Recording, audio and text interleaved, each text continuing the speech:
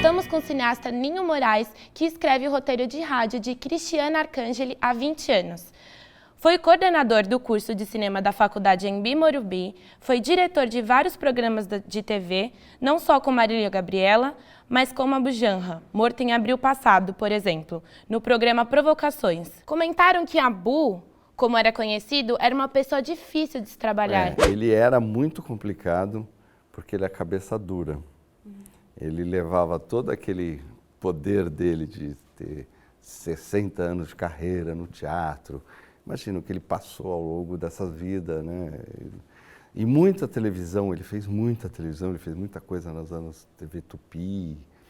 Ele era difícil, sim, ele era complicado, mas que você tinha que ir cercado, porque o trabalho da gente de direção, e de produtor principalmente, é meio um trabalho de terapia, né? Você tem que... A Marília Gabriela é assim, a gente fazia pesquisas com ela, metade do público amava e metade do público odiava. Eu vi isso uma vez numa pesquisa de vidro, aquela que você fica atrás e fica uma mesa com várias pessoas, e aí as pessoas começaram a levantar tema, eles não sabiam direito, daí de repente era assim, tinha gente que odiava a Marília Gabriela e tinha gente que amava. Entrevistado, eu vi muito isso também. Muito entrevistado que saiu amando ela e muito entrevistado que saiu odiando ela. Porque ela tem uma personalidade dura, né, severa. E o Abu Janra tinha isso. Ao mesmo tempo era um doce, pessoalmente. Então, tem um pouco esse negócio da fama dele, mas era legal. O difícil era convencer ele, porque em algumas pautas, do jeito de se tratar, de se levar de convidados e tudo mais. Ninho, a gente sabe que você trabalhou por mais de uma década com a Marília Gabriela. Foi você quem fez os diversos formatos do programa? Do que tem no ar, sim. A gente fez Marília Gabriela Entrevista está igualzinho do jeito que a gente fez em 95, eu acho. E depois tinha De Frente com Gabi, que era na Bandeirantes. Então era sempre aquele formatinho, né? A entrevista mais marcante com ela, qual foi? Olha, é difícil dizer isso. Foram mais de 10 mil, com certeza, entrevistas. É muita gente. Então, é complicado. A gente teve desde entrevistas fantásticas com Cazuza, com um monte de gente boa, sabe, que é difícil complicar, até umas entrevistas que deram errado, ou porque as coisas, os santos não bateram, da Marília Gabriela com os entrevistados. Uma delas foi com a Madonna, que foi um horror de entrevista. Eu não sei se vocês chegaram a assistir, eu não sei nem se existe, eu preciso procurar na minha casa, mas eu não sei se eu vou ter, porque aquilo foi feito na época que a gente estava no SBT. E foi uma entrevista que nada deu certo no sentido das duas não se bicarem, né? Foi uma entrevista que, só para explicar um pouquinho, é aquela chamada junket, né? Que eles organizam uma entrevista, um dia inteiro de entrevistas com determinada personalidade. Nesse caso, a Madonna tinha um amigo que tinha um restaurante lá no Columbus Circus, lá em Nova York, e aí ela fechou o restaurante. Então, a gente foi lá, a gente tinha um horário marcado, então a gente chegou antes, estava tendo o E-Channel da Venezuela, não sei quem, de não sei onde. Então, é o tipo da coisa que a pessoa vai ficando muito cansada. E é aquela coisa que os dois estão sentados aqui, a câmera está pronta e você... o meu papel lá era nulo. Eu não podia virar e falar assim, fecha um pouco, dá um close, pega a mão dela, nada. O plano era parado, você sai de lá, recebe a fita e tchau e benção, né? Na época eu recebia a fita, hoje não receberia, mas... E foi uma entrevista assim que a Madonna não deu a menor chance para se entregar. Ela respondia tudo na base do porquê que você está me perguntando isso, porquê que você está me perguntando isso. E tanto que assim, eram 30 minutos o combinado. Deu 30 minutos, a Madonna virou para o lado e falou, próximo. Assim, virou, next. Aí, tipo assim, sai da minha frente que... Então, esse tipo de coisa acontece. E você tem outros lados, né? Tem entrevistas que dão super certo. O Elton John, a gente fez em Atlanta, foi uma entrevista que também era um junket, só que a gente levou a equipe. Então, a gente montou um cenário num hotel, a gente achou, pô, tem uma biblioteca nesse hotel, vamos montar lá. Ele achou uma graça, bateu uma boa conversa. Então, varia muito, né? Varia muito. Você precisa ir meio pronto para as reações. Eu vou me esticar um pouco nessa resposta, que quando eu falei negócio do passado, eu estava assistindo esse final de semana a série Narcos, do Wagner Moura. E eu, pela série Narcos, eu vi que eles deram uma importância muito grande a um personagem real, que é o César Gaviria, que era o presidente da Colômbia. Todos dos 10 capítulos, 5 últimos, é justamente falando da campanha presidencial, do César Gaviria, do César Gaviria, do César Gaviria. E eu e a Marília Gabriela entrevistamos esse César Gaviria na época que ele estava fazendo a perseguição Eu agora estou até querendo escrever um texto para ver se eu publico lá na Folha, que tem encontros, não sei o quê, contando essa história, porque eu fiquei olhando e falei... Agora, por que eu estou falando isso? Porque a Bandeirantes desapareceu com tudo que a gente fez durante anos. A Bandeirantes tem entrevistas maravilhosas que a gente fez numa época que se entrevistava menos, né? Não tinha tanto equipamento, você não tinha tanto canal. Então tem umas entrevistas deslumbrantes lá, desde Dorival Caymmi, que é um clássico assim, até gente hipermoderna, o próprio Cazuza. E é uma tristeza, porque se ela não é séria nesse ponto, aí some. Você comentou agora que você fez programa com a Marília Gabriela no GNT, no SBT, tem até na Rede TV, na TV UOL. Isso, a gente passou uma Sim, época. você foi para várias emissoras com ela. Por que essa parceria não deu certo e por que acabavam os contratos e não... Olha, aí varia renovavam? muito varia muito da opção da emissora. Quando a gente saiu, a gente foi para o SBT, na verdade, a Gabi chegou a fazer lá, a gente fez juntos alguns SBT Repórter. E aí ficava sempre aquela coisa, tinha gente que queria a Marília Gabriela para ser apresentadora do telejornal. Ela falou, não, telejornal eu não faço mais. E aí ficava uma coisa assim, e aí ela gostava mesmo de entrevista, o talento dela é fazer entrevista. O que hoje em dia é um problema, porque as pesquisas mostram que ninguém assiste. Eu sou uma prova disso, acho que vocês também, ninguém assiste 1 hora de entrevista no ar, né? Ninguém vê, ninguém aguenta. Mas ela gosta disso. Então, assim, depende muito das políticas que você está. No caso da Rede TV, a gente foi por uma coisa muito simples. A Rede TV estava se formando e eles precisavam de um cacife intelectual. E a Gabi casava muito bem, pegava muito bem falar, lá estavam pegando a concessão. Aí o SBT é a mesma coisa. E, de uma certa forma, atrai isso, prestígio. E outra coisa, nesse caso dessas emissoras que não têm muita característica, elas precisam preencher cota de jornalismo. Isso é importante que vocês saibam. Existe na lei que em 24 horas você precisa ter X tempo de jornalismo. Então isso aí entrava ajudava a acertar essa cota. Do mesmo jeito que existe na lei que em 1 hora você não pode ter mais de 15 minutos de comercial. Você tem que ter pelo menos 45 minutos de conteúdo. Você não pode ficar 1 hora no ar fazendo anúncio. Então é um pouco isso. Daí foi variando.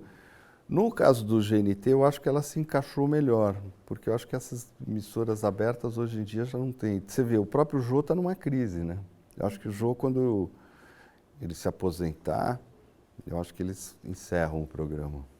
Mas você não acabou a parceria com ela por quê?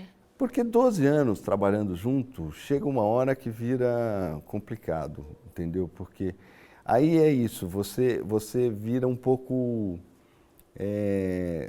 você passa do limite de um tempo. 12 anos é muito tempo para, sabe?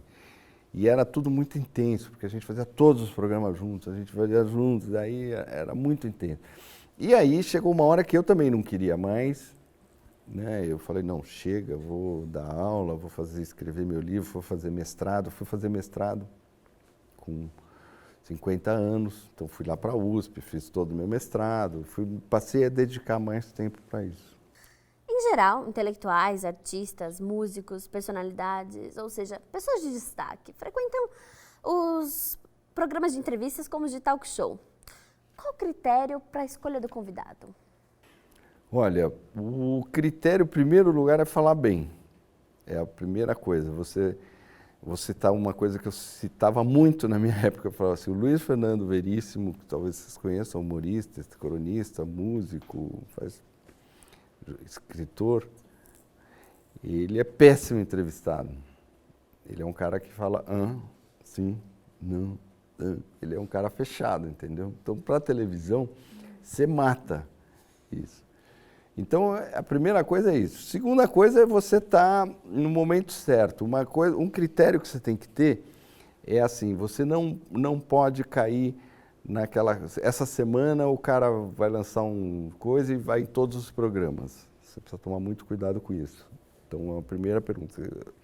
Eu já cancelei convidado que na mesma semana ia ao Jô, né? Porque você fala assim, pô, não dá para a pessoa ligar um dia, tá aqui, tá aqui, tá aqui, tá aqui, tá aqui. E outra é você tentar fazer o balanço entre um desconhecido e um conhecido. Porque às vezes você tem gente desconhecida que funciona super bem, né? Funciona maravilhosamente bem. A gente chegou a ter um programa no GNT chamado Aquela Mulher, eu e a Marília Gabriela, que a gente queria entrevistar só pessoas desconhecidas. Daí acabou não mais dando certo, porque chegou uma hora que ficou difícil achar. Mas a gente entrevistou, por exemplo, uma das melhores entrevistas que eu já vi. Uma mulher que tinha vivido anos no hospício de loucos, no Juqueri, só disfarçando que era louca, porque ela tinha fugido da FEBEM. Ela tinha sido muito cedo, tinha sido estuprada pelo padrasto, tinha saído de casa, tinha não sei o quê, acabou parando na FEBEM. Então, para ela sair da FEBEM, ela se fingiu de louca. E daí ela ficou anos morando no hospício. Essa mulher deu uma entrevista. A história dela era um filme, assim, é horrível falar isso, porque a história de todo mundo dá um filme. Era uma entrevista sensacional. A mulher falava que era uma maravilha, era uma mulher expressiva. Então tem isso. Você precisa saber dosar. Então teve um período lá de frente com o Gabi no SBT que foi muito legal, que a gente sempre fazia 3 blocos. A gente fazia um bloco com o entrevistado, um bloco com outro entrevistado e no terceiro juntava. Eu fiz isso também no Marília Gabriela entrevista e dava super bem. Mas você tinha que meio casar, né? Não dá para ser uma coisa... Temos mais uma pergunta do Linkados do Twitter para você. Lembrando que você também pode participar escrevendo para o @Linkados1. O @Teus Martins quer saber, quando o entrevistado não está a fim de responder como ocorreu com a Madonna, como devemos proceder? Você tem caso que você tem que interromper a entrevista. Tem um caso tinha um ator de Hollywood que veio, era um canastrão, tal, mas ele veio lançar um filme no Brasil e levaram ele lá na Gabi. Daí, na terceira pergunta que ele fez esse tipo, ela falou para ele, olha, para a gravação, falou, olha, na boa, você não quer falar, acabou, não precisamos, você não é obrigado. Entendeu? Encerra aqui. Você teria um problema sério se fosse ao vivo, né? Aí você está com um problemão. E aí que você tem que se calçar antes, preparar antes, sabe, ver como é que está a disposição da pessoa, né? Para você não se queimar ao vivo, porque existem casos de ao vivo que foi chatíssimo. Várias pessoas já passaram por isso. Então, a gente teve um problema uma vez com uma atriz, que eu não vou dizer o nome, embora eu esteja com uma vontade danada de falar o nome. Se quiser, pode falar. Que a gente não botou no ar, a gente simplesmente, o programa a gente assistiu depois, a gente falou assim, ela está tão agressiva e ela está tão na defensiva que eu acho que vai pegar mal para ela. Foi com a Fernanda Torres, por incrível que pareça. Que é uma pessoa delicada, ótima, amiga, não sei o quê, não sei o quê, não sei o quê. Mas acho que foi o único caso que a gente ligou para ela e falou, olha, não vai ao ar. Porque foi numa época que ela foi tinha ganhado um prêmio, tinha uma indicação. Eu sei que ela estava, nesse dia, ela estava o bicho. Não sei por quê, ela é amiga. Eu acho que depois ela fez um monte de entrevista com a Gabi. Mas a gente jogou fora para a entrevista. Boa tarde, Ninho. Meu nome é Simão Bueno. E minha pergunta é, assim como o Central do Brasil, dirigido pelo Walter Salles, e Hoje Eu Quero Voltar Sozinho, por Daniel Ribeiro, você acredita que o mais novo filme da Ana Mulaert, que é O Que Horas Ela Volta, que também foi indicado ao Oscar, tem chance de ganhar como melhor longa estrangeiro? Olha, eu vou falar aqui a opinião absolutamente pessoal. Eu acho que não. Acho que não tem nenhuma chance. Acho que nem sei se ele vai concorrer, né? Porque ele é indicado pelo Brasil, mas ele faz parte de um funil lá, né? Eu acho muito difícil. Eu acho que a temática para o publicão americano, que o Oscar, no fundo, é um pouco isso, não pega muito. E eu acho que não. E aí eu vou ser polêmico, eu não gostei do filme. Então, eu não gostei do filme. Então. Por quê? Porque eu acho o roteiro fraco. Eu acho o roteiro fraco e eu acho que os atores não estão bem. Eu não gosto da Regina Casé, eu não gosto eu não gosto de nada, eu não gosto tudo que todo mundo gostou, eu não gostei. Mas isso é uma opinião absolutamente pessoal. Eu sou amigo da Ana Mulaert, pior é isso. Estamos apresentando Linkados na Área com Ninho Moraes, mestre audiovisual pela ECA USP. Sua dissertação gerou o livro Radiografia de um Filme, São Paulo Sociedade Anônima, de Luiz Sérgio Persson, pela imprensa oficial. Para assistir o próximo bloco, clique no link abaixo.